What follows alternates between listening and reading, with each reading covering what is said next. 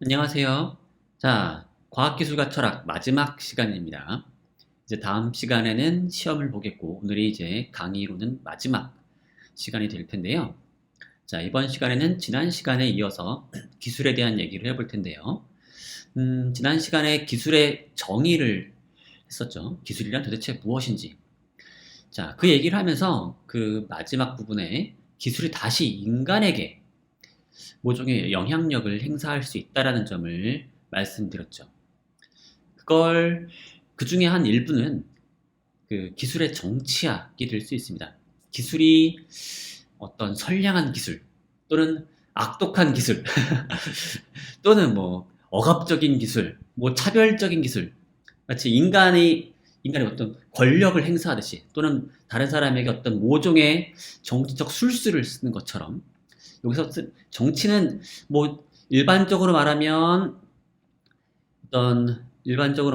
넓게 보면 어떤 인간에게 영향을 주기 위한 무언가 그걸 다 통칭해서 말할 수도 있고 나쁘게 말하면 약간 좀 음모론적인 그런 얘기가 될 수도 있어요. 뭐 정치적 술수 같은 그런 정치라는 말이 약간 그 뉘앙스가 왔다 갔다 하는데 뭐 둘 다 포함할 수 있습니다. 기술이 넓은 의미에서 인간에게 이제 영향력을 행사하기 위해서 사용될 수 있다고 하는 거죠. 자, 이때 이런 식의 얘기를 막 하려고 하면 곧장 드는 생각 있죠. 아니, 선한 기술이 따로 있고 악한 기술이 따로 있냐? 또는 뭐 민주적인 기술이 따로 있고 억압적인 기술이 따로 있냐? 생각해 보세요. 자동차, 발전소, 트랜지스터, 컴퓨터. 자, 이러한 기술적인 인공물 속에서 그 안에 자유가 있거나 억압이 있고 또는 뭐 선이 있거나 악이 있다. 좀 이상한 거 아닙니까? 물건 속에 무슨 자유가 있고 물건 속에 억압이 있어요. 자, 이런 식의 반론이 당연히 나올 수 있습니다. 그러면서 자, 그러면 기술의 어떤 정치적인 또는 윤리적인 성격 이런 건 기술 자체에 있는 게 아니라 그것을 사용하는 인간에 있는 거 아니냐? 자, 이거 비슷한 얘기 사실 과학의 어떤 과학과 사회적 가치와 관련된 얘기를 하면서 잠깐 살짝 다뤘던 것 같은데 다뤘었나요? 다른 수업이랑 헷갈리긴 한데 자, 기술에도 어떤 사회적 가치가 있느냐? 기술의 가치 중립성을 묻는 거죠. 기술은 가치 중립적이고 가치가 있는 건 인간이라는 거죠. 그것을 사용하는 인간, 그렇죠? 그것을 사용하는 인간에게 정치와 윤리가 있는 거지. 기술 그 자체에 정치와 윤리가 있는 건 아니다. 자, 예를 들어서 칼이 본질적으로 악한 성격을 가진 게 아니라 칼을 살인에 사용한 사람이 악한 거 아니겠습니까? 이 칼에 무슨 죄가 있어요? 네? 이 칼로 사람을 찌른 사람이 잘못이죠. 자, 칼은 요리를 하는 데도 사용할 수 있고 종이를 자르는 데도 사용할 수 있어요. 그러니까 기술 자체에서 선과 악을 찾는 건 잘못된 시도 아니겠느냐? 헛된 질문 아니겠느냐라고 하는 거죠. 자, 그러나 사실은 기술 자체가 원래 무언가 목적을 위한 도구라는 점을 잘 생각해 보면은 사실은 단지 그 사용자 탓만 하기는 어려운 점이 분명히 있습니다. 이게 그렇게 이상한 얘기는 아니에요, 정말로. 자, 이런 얘기를 아주 좀 열심히 한 사람이 있는데 랭던 위너라고 하는 기술 철학자입니다. 그 여러 기술 철학자들이 있는데 그 대부분의 기술 철학자들이 기술이 인간에게 미치는 어떤 윤리적인 또는 어떤 환경적인 뭐 등등등의 그런 영향력에 대해서 많이 고민을 합니다. 랭던 위너도 그 문제에 상당히 관심이 많았고요. 자, 보시면 사람들을 분리하거나 결합하는 이건 사실 정치적 행위죠. 자, 마치 우리가 사람들을 막 끌어모으고 사람을 차별하고 사람을 뭉치게 하고 공동체를 만들고 이건 이제 정치 활동일 텐데 정치적 행위 그런 또는 이런 사회적 패턴은 우리의 정치적 행위에만 있는 게 아니라 정치적 제도와 관행뿐 아니라 강철과 콘크리트, 전선과 트랜지스터, 너트와 볼트에도 존재한다고 주장합니다. 자, 이게 이상한 얘기가 아닌 게 설계나 배치. 자, 결국에 기술은 뭘 위해, 어떤 모종의 목적을 위해서 설계되고 배치되죠. 그러면 그 목적에는 정치적인 목적이 들어갈 수도 있는 거죠. 그렇죠? 그런 거 아니겠습니까? 정치적인 목적이 당연히 들어갈 수 있는 거죠. 무슨 목적이 들어갔든 상관이 없는 거니까. 그렇죠? 기술을 가장 일반적으로 정의하면 모종의 어떤 목적을 실현하기 위한 도구, 행위, 실천, 뭐 시스템 이런 거라고 지난 시간에 제가 말씀드렸죠. 그러면 그 목적에는 정치적인 목적도 들어가 있을 수 있는 거죠. 단지 자신의 어떤 편리함을 위한 목적뿐만 아니라 사람들을 모종의 방식으로 변화시키거나 사람을 어떤 식으로 어떤 행동을 촉구하거나 그런 식의 정치적 목적이 설계나 배치에 들어갈 수도 있는 거죠. 또는 정치적 의도가 담겨 있거나 의도치 않았더라도 그 설계나 배치가 특정한 정치적 효과를 발휘하는 경우도 있습니다. 자, 어떤 정치적 의도를 가지고서 설계나 배치를 할 수도 있어요. 의도적으로. 하지만 때로는 의도치 않았더라도 그 설계나 배치가 특정한 정치적 효과를 발휘하는 경우도 있습니다. 왜냐하면 결국에는 우리의 목적을 구현하는 건 어떤 물리적인 설계 방식, 물리적인 배치가 그런 효과를 발휘하는 건데 그 효과는 사실은 우리의 의도와 상관없이 그 일단 만들어진 기술의 설계와 배치에 의존하기 때문인 거죠. 이것도 지난 시간에 말씀드렸었던 거죠. 그래서 의도치 않았더라도 그것이 정치적 효과를 발휘하는 경우들이 있습니다. 특정하게 설계되었기 때문에, 특정하게 얘가 배치되었기 때문에 그럴 수가 있는 거죠. 또는 아예 설계나 배치 이런 거랑 상관없이 본질적으로 정치적인 그런 기술도 있다고 말합니다. 그래서 특정한 설계나 배치와 상관없이 특정한 종류의 정치적 관계를 요구하거나 그것과 밀접하게 양립할 수 있는 경우, 자, 이런 경우에 그 기술은 본질적으로 정치적이다라고 말합니다. 그래서 랭던 인어는 이렇게 두 가지의 방식을 구분합니다. 기술이 정치적 영향력을 행사하는 두 가지 방식이 있는 거죠. 하나는 설계와 배치를 통해서, 또 하나는 설계와 배치와 상관없이 그 기술의 어떤 본질적인 특성에 의해서 어쩔 수 없이 또는 매우 무언가를 이제 요구하는 그런 듯한 어떤 정치적인 관계를 요구하는 그런 게 있다는 거죠. 근데 제가 이 랭던 인어에 대해서 제가 사진을 찾다가 자, 이 강의 슬라이드를 만들어야 되니까 사진을 찾다 보니까 위키피디아 사이트가 나오던데 이 사람이 44년생이더라고요. 아직 살아있고요. 제가 읽을 거리로 여러분들에게 이 기술은 정치를 가지는가라는 논문이 1980년에 나온 논문인데 그게 가장 유명한 논문인 것 같아요. 근데 그거 보다 보니까 밑에 아주 흥미로운 사실을 알게 됐는데 이 랭던이라고 하는 이 기술 철학자가 피아노를 잘 치나 봐요. 그래서 롤링스톤스의 앨범에도 이제 피아노와 그다음에 뒤에 백 보컬로 이제 참여했다고 하더라고요. 정말 저는 전혀 몰랐던 사실인데 이번에 강의 준비하다가 좀 처음으로 알게 된 흥미로운 사실이었습니다. 사람이 참 저도 뭔가 다른 뭔가를 하나 개발해야 될 것 같아요. 자, 어쨌든 그러면 우선 이 설계나 배치에 의해서 정치적인 그런 기술을 살펴보도록 합시다. 자, 랭던 인어가 대표적으로 든 사례는 바로 로버트 모제스라고 하는 그 설계가, 도시 설계가에 대한 건데요. 자, 여기 보시면 여기 뉴욕에 익스프레스웨이가 있습니다. 여기 고속도로와 이제 다양한 그 도로망들을 이 모제스가 설계를 했는데요. 사실 그 현대 도시를 건설한 사람 중에 한 명이기도 합니다. 이 사람의 손길이 닿아서 뉴욕이 만들어진 거죠. 자, 사실은 뉴욕뿐만 아니라 뭐 롱아일랜드, 뭐 사실은 근처인 것 같은데, 그 다음에 로클랜드 카운티, 웨스트체스터 카운티, 자 등등 이런 식의 뉴욕에 있는 수많은 지역들을 다 이 사람이 만들었고 사실은 상당히 유명한 사람이다. 그래서 20세기 중반에 뉴욕의 마스터 빌더라고 불리는 사람이죠. 현대 도시의 마스터 빌더라고 불리는 아주 유명한 사람입니다.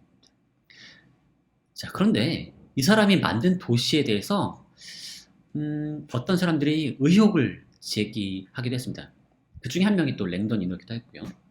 뭐냐면 그 존스 비치로 넘어가는 그 터널이 있거든요. 바로 이겁니다. 이런 터널인데요.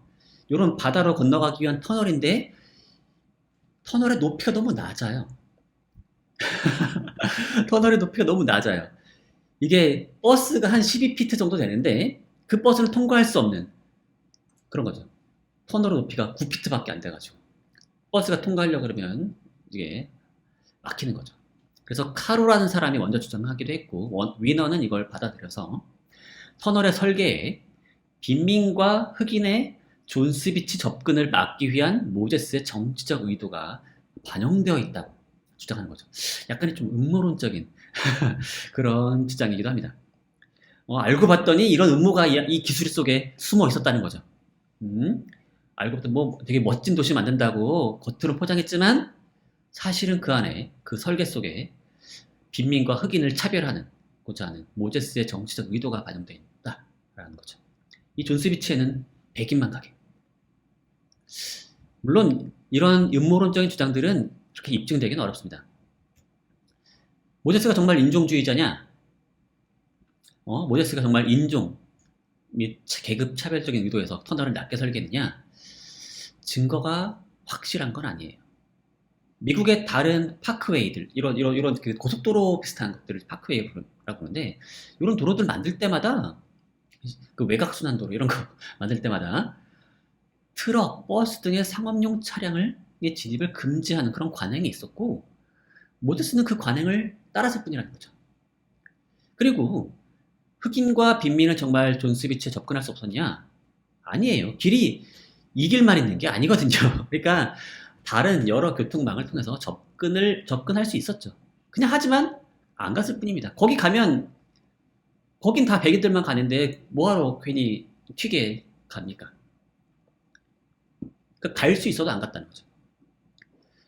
자, 그럼에도 불구하고 이게 뭐 인종주의냐 아니냐를 딱 입증하기는 어렵긴 하지만 그럼에도 불구하고 모제스의 이 도시 설계가 또는 도로 설계가 모제스의 어떤 도시개발 취향을 강하게 반영한 건 맞는 것 같아요.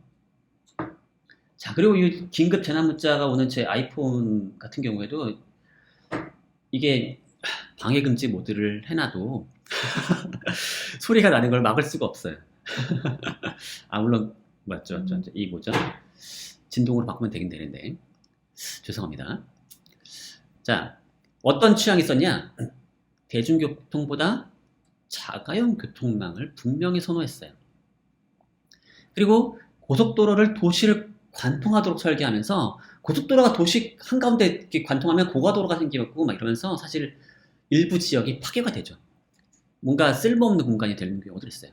그리고 그러면서 도시 한가운데가 이제 파괴가 되고 그러면서 이제 할렘가가 생기는 거죠. 슬럼이 생기고 그러면서 오히려 누굴 위한 도시를 만드냐? 교회의 중산층을 위한 도시를 만들고 중심부엔 오히려 빈민이 만들어지는 그런 현대 뉴욕을 만드는 데 기여를 했을 거라는 거죠. 그게 강하게 이 사람이 의도한 건 아니라 하더라도 분명히 뭔가 이 사람의 취향이 담겨 있긴 하다는 겁니다.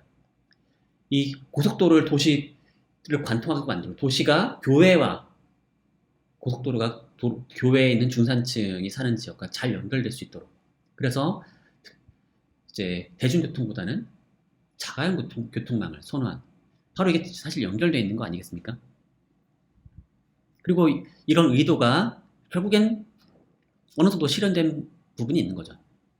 현대 뉴욕의 일부 부분들은 실제로 이제 빈민층들이 사는 그런 슬럼으로 이루어져 있고 사실 그것 때문에 그 이후에 계속 그걸 어떻게든 이제 바꾸기 위해서 이제 항상 계속 노력하고 있는 거 아닙니까?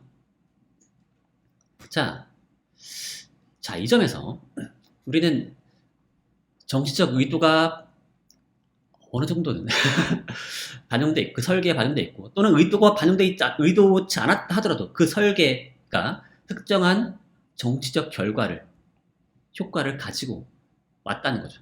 그걸 부정할 수 없는 거죠. 자, 그렇다면 앞에서 그러면 이런 얘기 했었잖아요. 맨 처음에 사용이 잘못된 거지 기술이 무슨 잘못이냐 라고 했죠. 아닙니다. 사용은 기술의 특정한 설계로부터 제한되죠. 우리가 사용을 마음대로 할 수 있는 게 아니에요. 자, 원칙적으로는 사용에 따라 기술의 용도는 바뀔 수 있긴 있지만 그 기술의 설계는 그 용도의 범위를 제한하죠. 자, 그래서 칼의 용도는 설계에 의해서 한정되어 있습니다. 여기 보이는 무기용 칼들, 이게 사람을 배라고 만든 칼이죠. 그렇죠? 그래서 특정한 설계로 이렇게 약간 길게 되어 있습니다. 길고 날도 아주 날카롭고 손잡이도 이렇게 잘 있죠. 자, 이런 무기용 칼로 요리를 하는 건 쉽지가 않아요. 너무 길어서 도마에 넣고 어떻게 요리를 합니까? 네? 할 수는 있지만 매우 불편하죠. 결국 사용을 내 마음대로 할 수 있는 건 아니라고 하는 거죠. 사용이 설계에 의해서 그 범위가 제한된다는 거죠. 그래서 설계가 매우 중요한 역할을 하게 되고, 설계에 의해서 어떤 목적이 반영될 수도 있고, 그리고 반영된 그 목적이 사실 사람들의 사용을 제한하고, 그래서 사람들이 특정한 방향으로 이끌 수 있게 되는 거죠. 자, 그리고 어떤 기술적 설계는 기본적으로 인간의 행동을 변화시키기 위한 목적을 명시적으로 가지기도 합니다. 그러니까 애초에 우리가 편리하고자 만든 그런 게 아니라 사람을 특정한 방향으로 변화시키기 위해서, 사람을 특정한 행동을 하기 위해서, 또는 금지하기 위해서. 자, 이 경우에 사용 또는 사용자의 개념이 매우 불분명하게 되죠. 그렇죠? 누군가 기술을 만들었어요. 예를 들면 보세요. 여기 과속 방지턱을 교통기술자들이, 엔지니어들이 설계해서 놨습니다.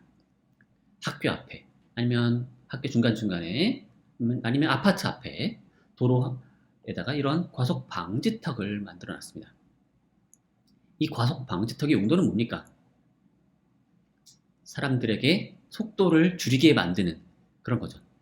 뭘 만든 거냐면, 속도를 줄이시오 라고 하는 교통 표지판 대신에 이거 암만 써봤자 별 효과가 없더라. 그래서 과속 방지턱이라고 하는 기술적 장치를 설치한 거죠. 그래서 사람들이 자기 자동차를 망가뜨리지 않기 위해서 어쩔 수 없이 속도를 줄이게 만든 그런 기술인 거죠. 이때 이 기술의 사용자는 누구죠? 이 기술의 사용자는 글쎄요. 자동차 운전자인가요? 사실 그렇다기보다는 오히려 자동차 운전자는 이 기술에 의해서 조종당하는 거죠. 이 기술의 정치적인 어떤 효과, 멈추라고 또는 속도를 줄이라고 하는 그런 명령에 이제 굴복하는 거죠. 이렇게 나쁜 게 아니라 좋은 거죠, 사실은. 사회를 위해서. 결국 우리 국가, 사회 또는 이 어떤 특정한 도시의 시민들이 또는 보행자들이 이 기술의 사용자라고 할 수 있죠. 이 기술을 위해서, 안전을 위해서, 자신의 안전을 위해서 다른 사람을 제어하기 위해서 만든 기술인 거죠. 이 기술은 1차적으로 아주 명시적인 의미에서 정치적인 기술이라고 할 수 있겠죠. 더 나아가서 정치적 목적이 정말로 반영되는 설계들이 있을 수 있습니다. 자, 그래서 기술의 설계에 당연히 여러 가지 목적이 고려될 수 있는데 그 중에는 당연히 정치적 목적도 반영될 수 있는 거죠. 자, 그래서 이 설계가 그 정치적 성격의 범위를 제한할 수 있습니다. 자, 당연하게도 사용에 따라 기술의 정치적 성격이 바뀔 수 있긴 있지만 그 설계가 정치적 성격의 범위를 제한할 수가 있는 거죠. 그래서 설계에 반영된 목적은 사용자가 의식적으로 고려하든 고려하지 않든 또는 원하든 원하지 않든 구현될 수가 있는 거죠. 그래서 모제스의 낮은 터널 같은 거. 그리고 이런 식의 설계들은 우리가 그럼 설계를 바꾸면 되는 거 아니냐? 라고 말할 수 있잖아요. 근데 설계를 바꾸는 게 쉬운 일이 아닙니다. 어떤 거는 뭐 우리가 작은 물건들 같은 경우에는 이 물건이 이 물건의 설계에 모종의 정치적인 의도가 담겨 있으니까 이걸 사용하지 말고 난 다른 설계에 기초한 그런 기술적인 제품을 난 사용하겠다. 그럴 수 있겠죠. 하지만 예를 들면 이런 터널 같은 거 또는 거대 도시의 설계 이거는 바꾸려 그러면 너무 돈이 많이 들어요. 그렇죠?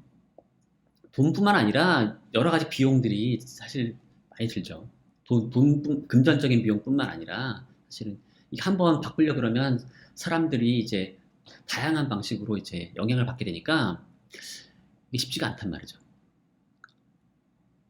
그렇기 때문에 이게 사용 또는 설계 변경 이런 걸 통해서 쉽게 될 수 있지 않는다는 겁니다.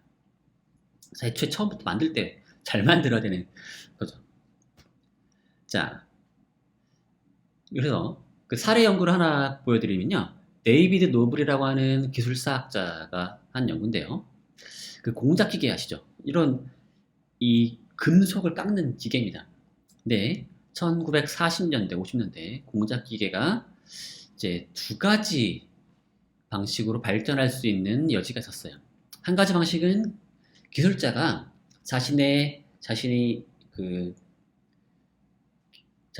어떤 공작 기계니까 이게 뭔가 금속을 깎아서 모양을 만들어내는 건데 이 모양을 만들어내는 기술자가 이렇게 만들어내는 방식을 녹음해서 다음부터는 이제 기술자가 직접 하지 않고도 이제 기계가 알아서 따라하게 만드는 방식이 있었고요. 한 가지 방식은 애초에 엔지니어들이 이걸 직접 기계를 작동시키는 사람이 아니라 애초에 기계에다가 수치를 막 집어넣어가지고 이제 그에 따라서 거기서 입력된 수치대로 위, 아래, 옆면들을 다 이제 알아서 깎도록 만드는 방식이 있는 거죠. 이걸 뭐 CNC라고 부릅니다. CNC. 근데 결국에는 녹음 재생 방식은 선택되지 않고 수치 제어 방식이 선택됩니다. 이게 정말 기계를 만드는데 좋아서 그랬냐? 뭐 그럴 수도 있겠죠. 근데 데이비드 노블의 연구에 따르면 여기에는 모종의 의도가 담겨 있었다는 거죠. 뭐냐면 MIT 로봇 엔지니어와 GE, 제너럴 일렉트릭, 그 다음에 공군의 의도가 주로 반영되어 있었는데 이들은 어떤 의도를 가지고 있었냐? 노동자의 숙련을 제거. 이 공작기계를 다루는 기술자들이 엄청 파워가 셌던 거죠. 나만 이 기계를 다룰 수 있어? 나만 이 공작기계를 통해서 멋들어진 아주 정교한 그 모양을 가진 장치를 만들 수 있다. 이게 엄청난 숙련이 필요한 거고 숙련이 필요한 일일수록 그 사람들의 파워가 세지죠. 그래서 협상에서 이제 사용자 측이 밀리게 되는 겁니다. 그러니까 이 노동자들의 숙련을 제거해서 얘들의 파워를 없애고 싶었던 거죠. 그래서 노동자들 뒤에 있는 사용자 측과 또는 엔지니어들이 알아서 이 공장을 제어하고 싶었던 거죠. 그리고 한편으로는 이제 기계에 대한 신뢰가 이 안에도 담겨 있었고요. 자, 이런 의도 때문에 수치 제어 방식의 공작 기계가 선택이 됐다는 거죠. 근데 이 얘기는 더 나갑니다.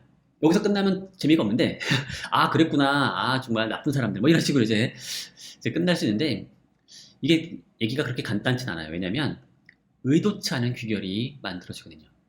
이 CNC, 그러니까 수치 제어 공작 기계가 너무 빨라요. 통제가 어려워요. 고장이 나면 또 어떻게 할까요? 고장이 나도 또 제어가 어렵고 노동자들의 의욕이 저하되고 그러면서 원래 의도했던 바대로 굴러가지가 않는 거죠. 그러면서 1968년에는 이제 새로운 프로그램이 도입됩니다. 이런 의도치 않은 귀결을 해결하기 위해서. 그래서 노동자가 직접 수치 제어 공작 기계를 조작할 수 있도록 이제 내주게 됩니다. 그러자 어떤 일이 벌어지느냐? 수치 제어 공작 기계를 다루는 새로운 숙련 노동자들이 등장하고 이들의 숙련도가 높아짐에 따라서 이 기계는 이 사람들만 다룰 수 있는 거예요. 그리고 오랜 기간 숙련이 필요하니까 이 사람들 자신의 어떤 보상을 요구하게 되죠.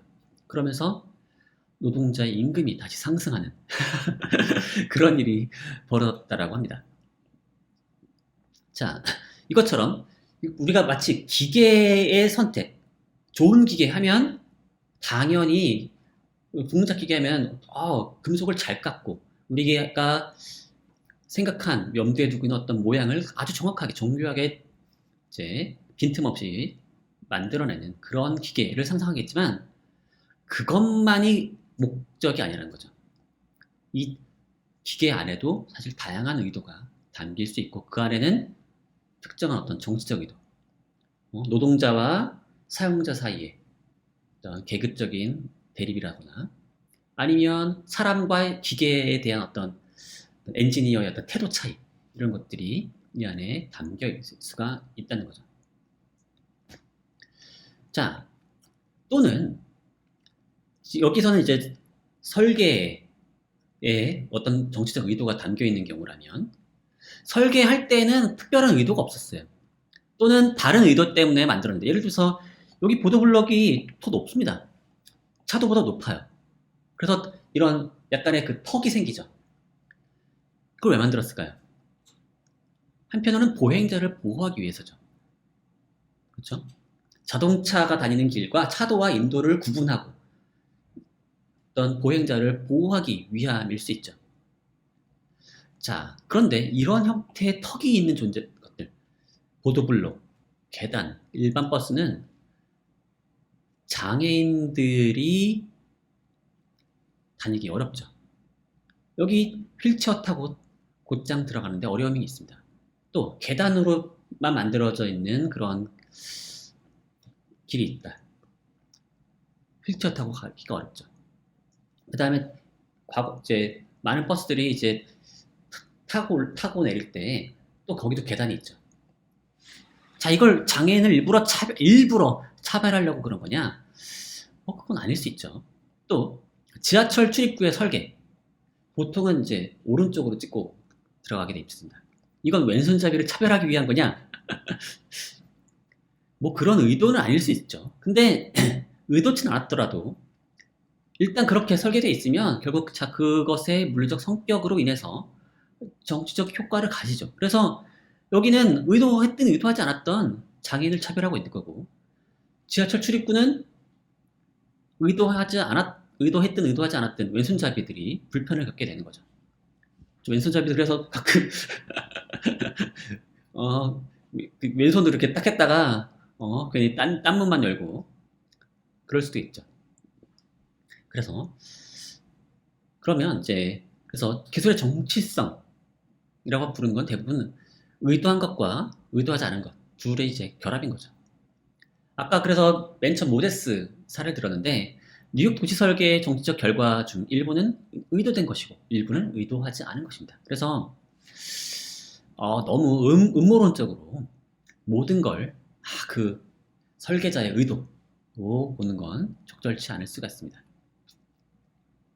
하지만 이거 음모론적으로 누구 나쁜 놈이라고 부르는 그 설계자를 욕하는 걸로 끝내는 게 아니라 하더라도 문제는 해결하죠. 문제는 있는 거니까. 그렇죠?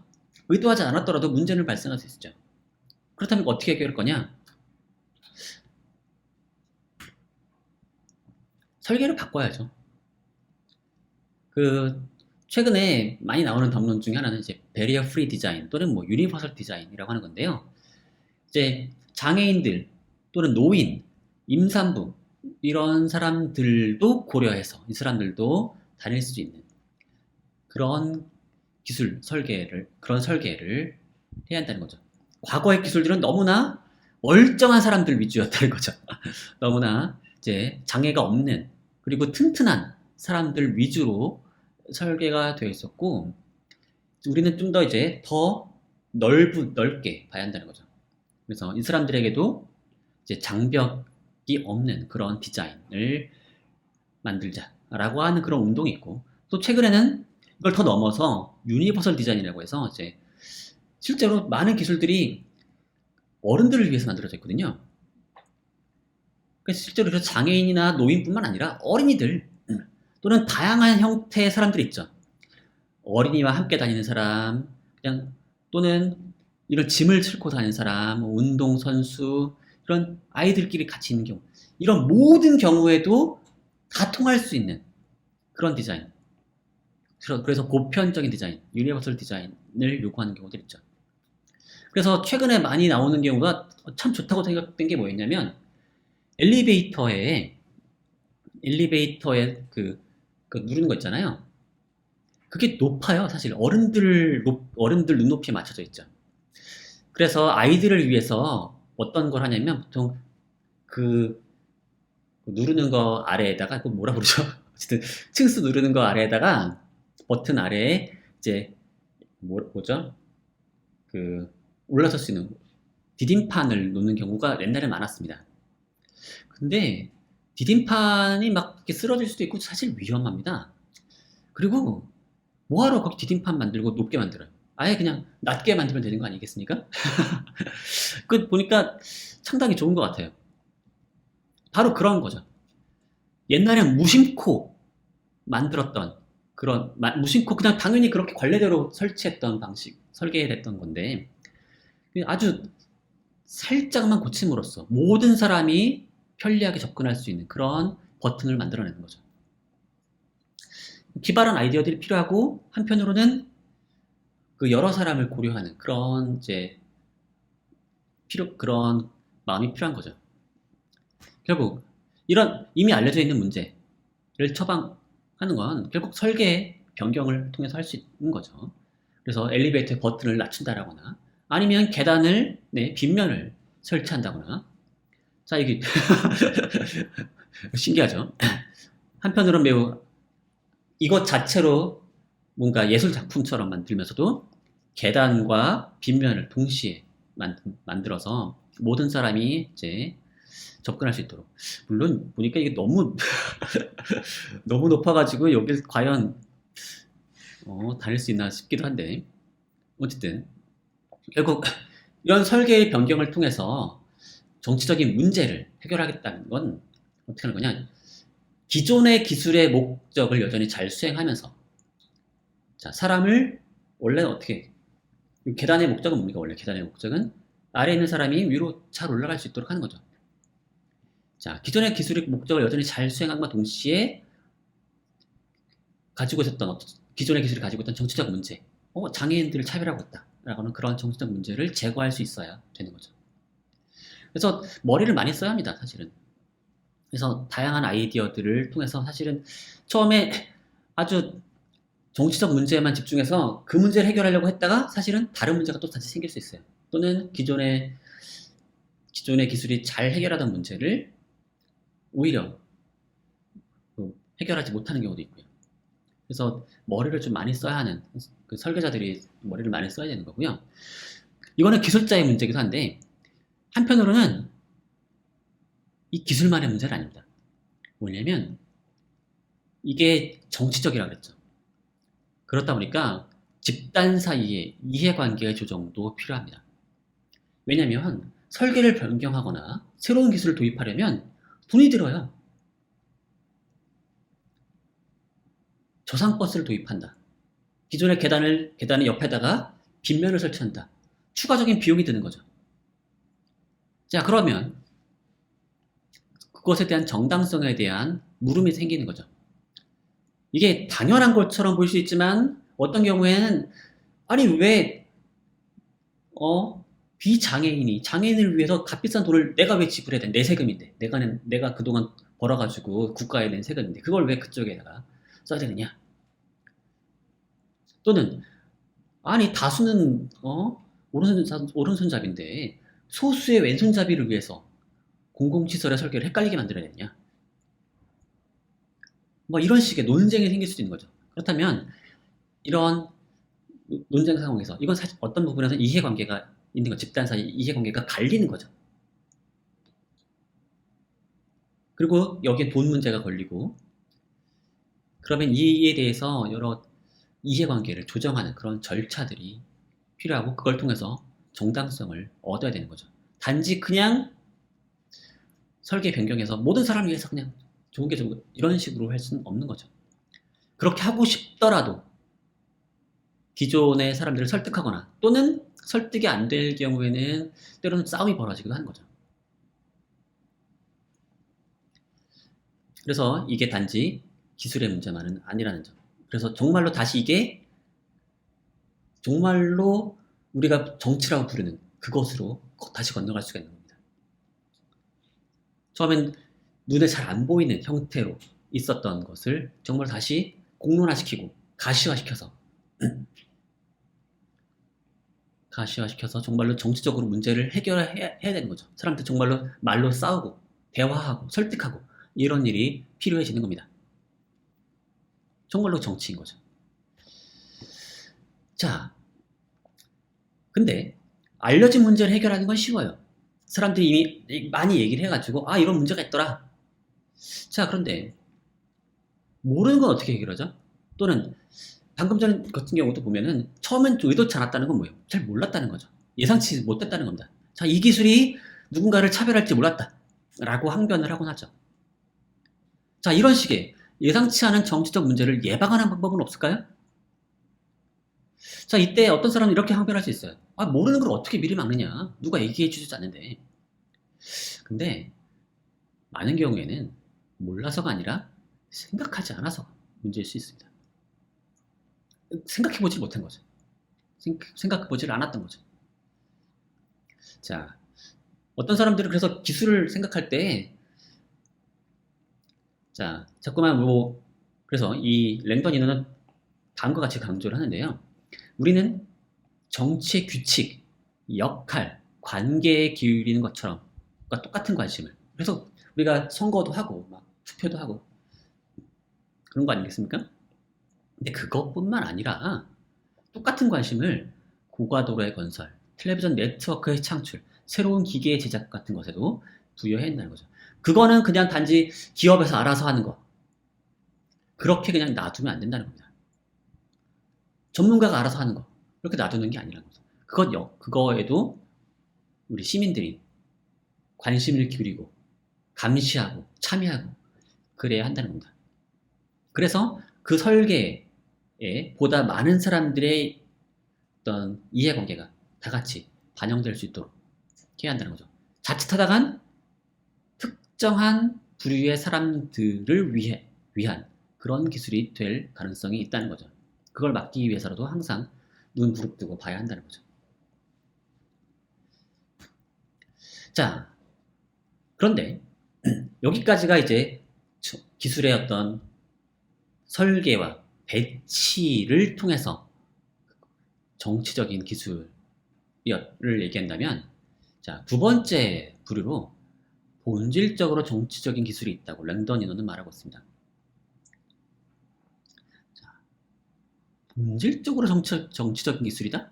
이게 무슨 말이냐? 자, 랭던 인어는 다음과 같이 말하는데요. 두 가지 방식이 있습니다.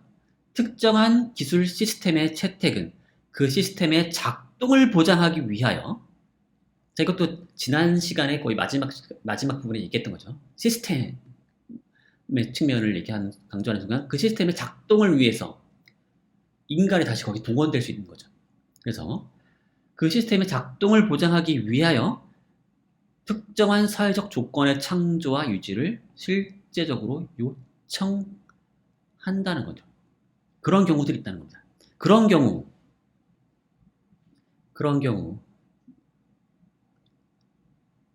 정말로 본질적으로 정치적인 기술이죠. 그 기술 시스템이 인간에게 뭔가를 요청해요. 자, 그런 예가 있느냐? 그런 예가 랭던 인어는 있다고 말합니다. 원자력 발전과 핵폭탄, 이런 기술들은 그 기술을 도입하는 순간 중앙집권적인 사회를 요청한다고 말합니다. 자, 이건 사실 오늘날 우리가 느끼는 것과는 매우 달라요. 1980년대의 어떤 분위기가 반영되어 있는 분석인데요. 원자력 발전이라고 하는 건 순수입 전력 기술이 아닙니다. 원자력 발전을 위해서는 뭐가 필요하냐? 우리나라는 지금 경수로를 사용해서 뭐 위험한 핵폭탄을 만드는데 필요한 재료가 안 만들어집니다. 방사성 폐기물만 만들어지긴 하는데, 물론 그것만으로도 상당히 곤란한 문제이긴 한데, 원자력 발전을 통해서 플루토늄을 생산하기도 합니다. 그러면 이제 원자력 발전에 사용되고 난 남은 폐기물이라고 불러요. 그 남은 재료가 원자력 발전을 하고 이제 생기는 재료가 결국에 핵폭탄의 재료로 사용될 수가 있기 때문에 상당히 이제 관리가 필요한 거죠. 엄청난 통제가 필요합니다. 누가 훔쳐가면 어떡해요? 그렇기 때문에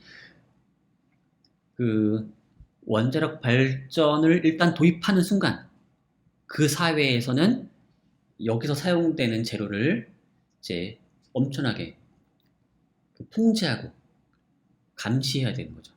자, 그러기 위해서는 사람들이 알아서 막 이렇게 자유롭게 할 수 있는 사회가 아니라 국가가 중앙에서 아주 강한 통제를 하는 그런 중앙 집권적인 사회를 필요로 하게 된다는 거죠. 자, 이게 바로 원자력 발전과 핵폭탄이 중앙 집권적 사회를 요청한다는 의미입니다. 그래서 이 기술을 우리가 기술을 하고 나면 저절로 그 사회가 중앙 집권적 사회로 또는 독재적인 사회로 갈 수밖에 없다라고 하는 거죠. 과연 그런가요? 자, 한편으로는 특정한 종류의 기술이 특정한 형태의 사회적, 정치적 관계를 엄격하게 요청하는 건 아니지만 그것과 강력하게 양립할 수 있는 경우를 말합니다.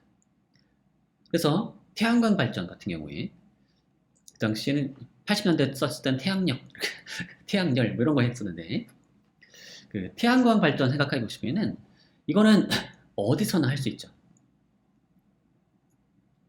어디서나 할 수가 있습니다. 그렇게 생각하면 이건 중앙 집권적인 사회보다 오히려 분권적 사회와 잘 어울린다라고 하는 거죠. 꽤 잘 어울린다. 상당히 잘 어울린다. 라고 하는 거죠. 그래서 우리가 만약에 보다 민주적이고 보다 분권적인 권력이 서로 넓게 분배되어 있는 그런 사회를 원한다면 발전 기술을 선택할 때 처음에 조심해야 한다는 거죠. 원자력 발전을 선택하는 순간 이건 그쪽 길로 갈 수가 있다. 그래서 태양광 발전 같은 걸 선택하는 게 이제 분권적 사회를 위해서 도움이 될 거라고 하는 거죠. 사실 근데 이것도 그렇게 만만치는 않습니다. 태양광 발전 같은 경우에 전력 발전량이 일정치 않다 보니까 매일매일 이걸 조절하는 일이 쉽지가 않아요. 그래서 중앙에서 그걸 잘 조절하는, 이게 자칫하면 전체 전력 계통에 문제가 생길 수가 있거든요. 그래서 생산되는 전기를 잘 이제 저장했다가 또 일정하게 다시 풀었다가 하는 그런 아주 조절 기술이 필요하거든요. 그건 어떤 의미에서 상당히 중앙 통제적인 기술이 될 수도 있습니다. 글쎄 뭐 저도 깊게 고민해 본 건 아니어서 아주 자세하게 말씀드리긴 어렵지만 태양광 발전 그 자체가 분권적 사회를 곧장 만들어내는 건 아니고요. 그리고 우리나라 사회를 보게 되면 우리 사회가 원자력 발전 사용률이 상당히 높은 편이지만 어떤가요? 우리가 원자력 발전을 도입하면서 점점 더욱더 중앙 집권적인 사회가 됐나요? 우리 사회가 상당히 다른 나라에 비해서 매우 중앙 집권적인 사회인 건 맞지만 그게 원자력 발전 때문에 더욱 강화됐냐라고 말하면 글쎄 약간은 고개가 갸웃거려지는 측면이 있습니다. 자, 랭던 인원은 그렇다고 자식과 분석을 해보면 그렇다고 말하긴 하는데 예를 들어서 규모와 속도의 경제를 위한 거대 기술 시스템은 중앙 집권적이고 위계적인 경영 통제를 요청하느냐, 아니면 그것과 잘 양립하느냐, 뭐 이런 것도 질문해 볼 수가 있죠. 이걸 위해서는 빠른 선택이 필요하니까 빠른 판단이 필요하고, 그러면 이제 중앙 집권적인 뭔가 위계적인 경영 통제가 필요한 것처럼 보이기도 해요. 아니면 또 꼭 그래야 되느냐? 자, 이게 경험적인 문제인지 또는 분석적인 문제인지, 이게 철학자들은 보통 많이 쓰는 표현이긴 한데 결국 이제 이게 분석적이냐 아니냐 이런 것 따르면 이제 대안적 가능성이 존재하느냐의 문제일 텐데, 랭던 위너의 분석에 따르면, 이건 1980년에 분석한 바에 따른 거죠. 원자력 발전은 중앙 집권적 사회 외의 대안적 가능성이 존재하지 않는다는 겁니다. 지방자치가 있어서는 안 되는 거예요. 그러면 여러 개의 권력이 같이 동시에 있다면 그 중에 하나가 문제를 일으킬 수 있으니까 중앙이 강력한 통제가 필요할 수밖에 없다는 거죠. 근데 이건 어디까지나 머릿속에서 한 분석이죠. 우리 한국 사회에서 한번 비교해 보세요. 벌써 이게 랭넌이너의 이 논문이 나온 지 벌써 30년이 지났는데, 그리고 우리나라에서 원자력 발전이 시작된 지는 훨씬 더 오래됐습니다. 그리고 한국은 뭐 어떤 기준으로 보든 한국의 민주주의는 과거에 비해서 훨씬 더 진척됐다고 볼 수 있는 것 같은데, 과연 한국의 민주주의는 원자력 발전에 의해서 더 억압됐나요? 아니면 민주주의가 더 발전했나요? 도대체 원자력 발전에 민주주의에 어떤 정치적 영향을 주었나요? 이건 좀 경험적으로 우리가 분석해 볼 만한, 경험적으로 한번 조사를 해 봐야 되는 문제인 거죠. 그냥 책상에 앉아가지고 당연히 그럴 수밖에 없다 라고 분석하는 건 좀 이제 딴 얘기인 것 같고요. 그래서 저는 랭던 이너의 이 분석에는 또 동의를 하진 않는 편입니다. 어쩌면 그런 분석은 그 당시에 그 어떤 운동권들의, 미국에도 운동권들이 많이 있었거든요. 뭐 그런 그 사람들의 어떤 분석, 그런 그 태도를 반영한 걸 수도 있어요. 그 당시 어떤 환경에 대한 어떤 두려움. 그렇다고 해서 근데 제가 이걸 뭐 이게 민주적 원자력 발전의 중앙 집권적 사회를 요청하지 않는다라고 해가지고 문제가 다 사라지는 건 아닙니다. 원자력 발전이 그것의 어떤 정치적 문제를 떠나서도 다양한 우려들이 있죠. 뭐 특히 이제 안전성 문제 같은 게 이제 가장 심각한 우려 사항이고요. 이건 여전히 이제 한국 사회에서 매우 중요한 정치적인 논쟁거리이죠. 우리가 어떤 가치를 중시할 거냐, 안전을 중시할 거냐, 아니면 다른 어떤 비용을 중시할 거냐. 근데 이 비용 면에서도 점점점 원자력 발전의 그 매력이 떨어지고 있는 측면이 있죠. 왜냐하면 사람들이 점점 안전성을 중시하다 보니까 그 기준에 맞추다 보면 원자력 발전의 비용도 점점 자꾸 증가하고 있어요. 그래서 다른 발전 기술의 비용은 점점 떨어지고 있거든요. 발전 단가가 떨어지는 반면에 원자력 발전은 단가가 점점 올라가고 있어요. 그래서 과거 가지고 있던 경제적인 어떤 매력, 비용적인 매력이 점점 떨어지고 있는 측면이 떨어지고 있고, 거기에는 사실은 사람들의 어떤 가치, 정치적 지향 이런 것들이 또 반영되어 있는 거죠. 자, 그래서 이건 좀 우리가 좀 더 세심하게 조사를 해볼 필요가 있는 것 같고요. 자, 그래서 마지막 사례인데요. 자, 도대체 어떤 기술이 무언가를 요청한다라는 얘기, 좀 조심히 봐야 한다는 점을 이런 사례를 통해서 한번 보여드리려고 하는데요. 스페인에 그 작은 마을이 있습니다. 이비에카라고 하는 작은 마을이 있어요. 검색해봐도 그렇게 많이 나오지는 않는 그런 마을이 있습니다. 위키피디아에도 이비에카라는 마을 찾아보면은 정말 몇 줄 안 나옵니다. 항목이 있긴 있는데 정말 몇 줄 없어요. 정말 짧아요. 그러니까 별로 유명하지 않은 마을인데, 자, 이 마을에 1970년대 초반에 수돗물이 공급되기 시작했습니다. 그러니까 1970년대에야 수돗물이 공급된 마을이니까 글쎄요, 우리나라도 약간 그쯤이었나요? 글쎄요, 정확히 모르겠지만 어쨌든 요때에서야 이제 집집마다 수돗물이 공급이 됐어요. 자, 신기술이 도입된 거죠. 자, 이 기술은 어떤 일을 일으켰을까요? 자, 몇몇 사람들의 분석에 따르면 이 당시에 수돗물이 공급되면서 다음과 같은 일이 벌어졌다고 합니다. 첫 번째, 마을의 공공 우물과 빨래터가 버려집니다. 다들 이제 어디서 빨래해요? 집에서 빨래하는 거죠. 그러자 활발한 사회적 상호작용의 장이 사라졌어요. 원래 그 공공 우물과 빨래터에 사람들이 모여가지고 수다 떨고 얘기하고 그랬었는데 그게 사라진 겁니다. 그러자 민주주의와 자치에 대한 중대한 위협이 발생한 거죠. 그래서 사람들이 어떤 공동의 문제에 대해서 논의를 하지 않아요. 민주주의가 사라져버린 거죠. 마을의 공동의 문제에 대해서 같이 뭔가 문제를 해결하려는 그런 태도가 사라져버린 거죠. 그런 게 있어야 민주주의가 굴러갈 수 있고 자치가 이루어질 수 있는 건데 사람들이 다 개별화돼버린 거죠.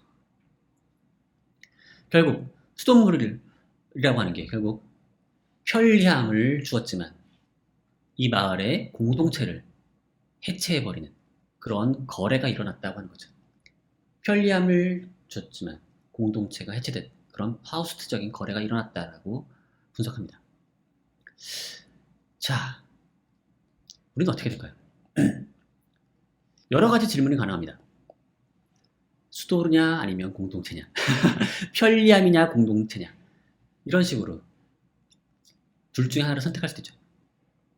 하지만 꼭 둘 중에 하나만 선택해야 될까요? 수도와 공동체를 양손에 쥘 수 있는 또 다른 기술적 방법은 없을까요? 그런 방법이 없는 건 아니죠. 그건 우리가 또 다른 기술을 또 상상하기 나름이기 때문에 이런 기술이 애초에 없다라고 단정 지을 수는 없는 겁니다. 따라서 우리는 둘 다 얻기 위한 그런 고민을 할 수가 있죠. 사실 원래 기술이라는 게 그런 거 아닙니까? 기술자가 하는 일이 그렇잖아요. A라는 목적과 B라는 목적이 그동안 잘 안 이루어졌어요. A를 가지게 되면 예를 들면 뭐 아름답게 만들면 성능이 떨어지고 성능을 좋게 만들면 아름답지 못해요. 보통 이런 문제가 많이 생기는데 좋은 기술은 어때요? 아름다우면서 성능도 좋죠. 둘 다 손에 쥘 수 있는 거 아닙니까? 많은 좋은 기술이라고 하는 게 그런 여러 가지 목적을 동시에 해결하는 거니까 그런 기술적인 해결책을 우리는 고민할 수 있는 거죠. 자, 그 다음에 많은 사람들이 이걸 이제 수도 때문에 공동체가 해체됐다고 주장하지만 정말 그럴까요? 공동체 해체가 꼭 수도 때문일까요? 이거 좀 더 따져볼 필요가 있습니다.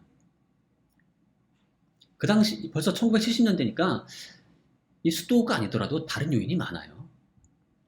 공동체가 해체될 만한 그런 요인들이 수도 말고도 많이 있습니다. 그걸 좀 더 고민해 볼 필요가 있고요.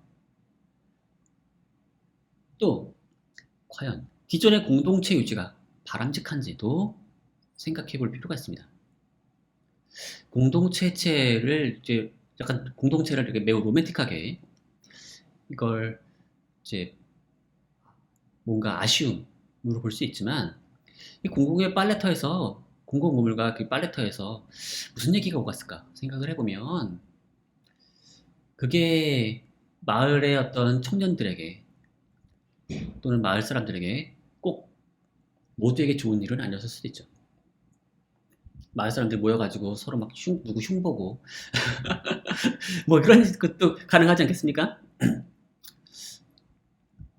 오히려 사람들 막 간섭하고 이 공동체라고 하는 게 아주 끈끈한 공동체라고 하는 게 매우 좋은 역할도 하지만 사람들의 어떤 보호 장치가 되기도 하고요. 좋은 역할이 있지만 사실 공동체가 각각의 개인을 간섭하고 억압하는 역할도 하죠. 그렇지 않습니까? 여러분들 과거의 공동체적인 그런 삶으로 돌아가고 싶어요? 어쩌면 그걸 우리는 원하지 않을 수도 있어요. 바람직하지 않을 수도 있고요. 더 나은 방식의 사회적인 그런 상호작용의 방식이 있을 수가 있는 거죠.